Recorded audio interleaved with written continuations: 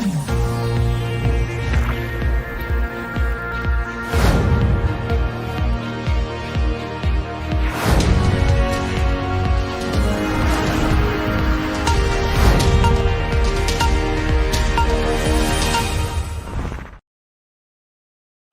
పాలన అంతమై ప్రజలు సుఖశాంతులతో ఉండాలంటే తెలుగుదేశం పార్టీని గెలిపించాలని కోవూరు ఎన్డీఏ కూటమి ఎమ్మెల్యే అభ్యర్థిని శ్రీమతి వేమిరెడ్డి ప్రశాంతిరెడ్డి గారు పిలుపునిచ్చారు.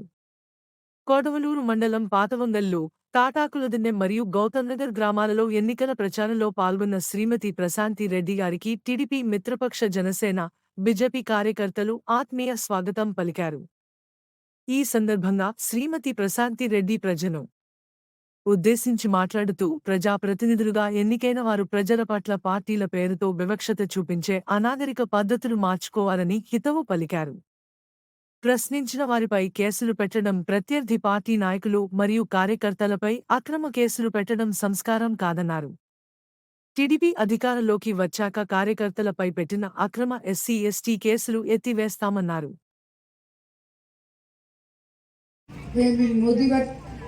పాలెంలోనో నిడుముసిల్లోనో చెప్పాను, అందరినీ తిట్టేసిపోతుంటే వెళ్ళిపోయిన వాళ్ళని అందరినీ ఎందుకు వెళ్ళిపోయారు ఎందుకంటే నేను ఊహించలేదండి. నేను అనుకున్నాను, ఇమాజిన్ చేసుకున్నాను, ఎందుకు వెళ్ళిపోతారు, వాళ్ళు అడిగిన పనులు చేయకపోతే వెళ్ళిపోతారేమో అని చెప్పి నేను ఇమాజిన్ చేసి చెప్పాను. కానీ ఈరోజు సోదరుడు సునీల్ అది నిజమని చెప్పాడు. మేము పనులు చేయలేకపోయాం కాబట్టి, ఆయన చేయలేదు కాబట్టి మీతో వచ్చి కలిసి నడుస్తున్నాము అని చెప్పాడు. కాబట్టి నా డౌట్ కూడా క్లియర్ అయిపోయింది, అది నిజమేనంట. అది కాకుండా ఇప్పుడు మన గౌతమ్ నగర్లో చాలా సమస్యలు ఉన్నాయని మన నాయకులు తెలిపారు.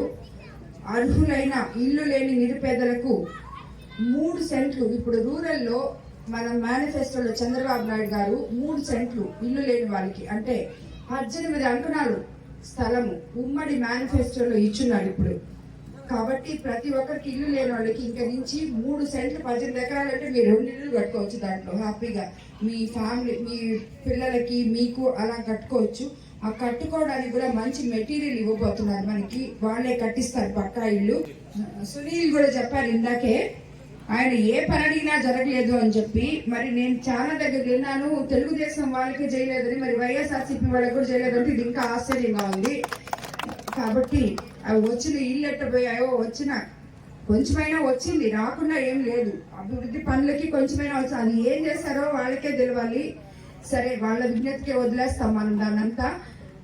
మనము తెలుగుదేశం ప్రభుత్వం వచ్చిన తర్వాత తప్పకుండా మొట్టమొదటిగా మౌలిక సదుపాయాలు అంటే ఇవే: రోడ్లు, సీసీ రోడ్లు, లైట్లు, డ్రైనేజ్ సిస్టమ్లు. ఇవి పల్లెలు పట్టణాలుగా చేస్తామంటే ఈ మౌలిక సదుపాయాలు కల్పిస్తాను అని అర్థం.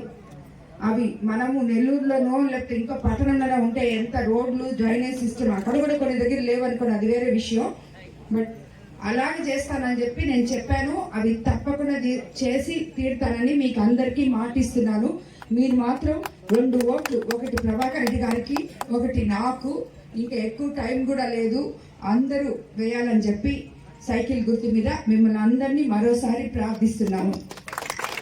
అమ్మ, నా మీద ఇంత అభిమానం చూపించి మీ అందరూ నా కోసం, అసలు నాకు తెలియని కూడా తెలీదు నువ్వు నా కోసం పనిచేస్తున్నావని, ఇలా ఎంతమంది సోదరి మళ్ళీ పనిచేస్తున్నారో వాళ్ళందరికీ నా శిరస్సు వంచి నమస్కరిస్తున్నాను. నా మీద మీరు చూపిస్తున్న అభిమానానికి. మీకు ఈ ఇల్లు అనేది తెలుగుదేశం ప్రభుత్వం అధికారంలోకి వచ్చినాక తప్పకుండా, ఇప్పుడు ఆల్రెడీ 1 సెంట్ ఇస్తున్నారంట, కానీ మన ఊర్లో ఎవరికి ఇచ్చినట్లేదు అది.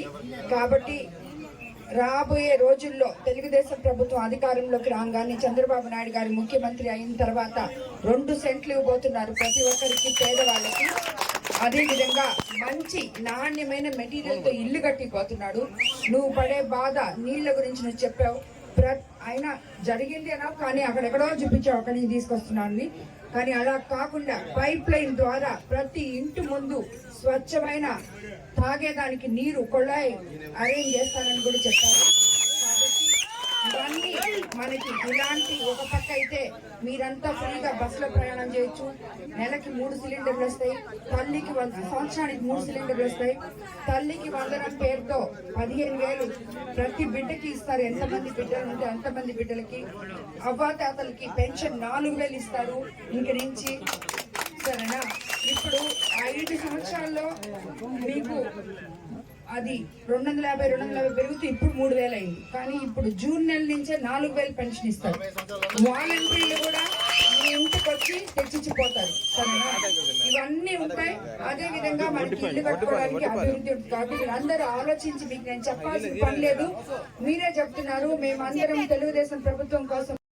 గౌతమ్ నగర ప్రజలు ఇంత అపూర్వ స్వాగతం పలికినందుకు, ఇంత లేట్ చేసి మిమ్మల్ని అందరినీ ఈ ఎండలో ఉండించినందుకు నన్ను క్షమించాలి. ఇంత అపూర్వ స్వాగతం పలికినందుకు మీకందరికీ నా నమస్కారాలు తెలుపుకుంటాను. అదేవిధంగా తెలుగుదేశం నాయకులు, జన సైనికులు, బీజేపీ నాయకులు, కార్యకర్తలకి అందరికీ నా నమస్కారాలు తెలుపుకుంటున్నాను. మీ అందరికీ తెలుసు, నేను ఎన్డీఏ ఉమ్మడి ఎమ్మెల్యే అభ్యర్థిగా కొవ్వూరు నియోజకవర్గం నుంచి చంద్రబాబు నాయుడు గారి ఆశీస్సులతో నన్ను ఆశీర్వదించమని మీ ముందుకు వచ్చాను.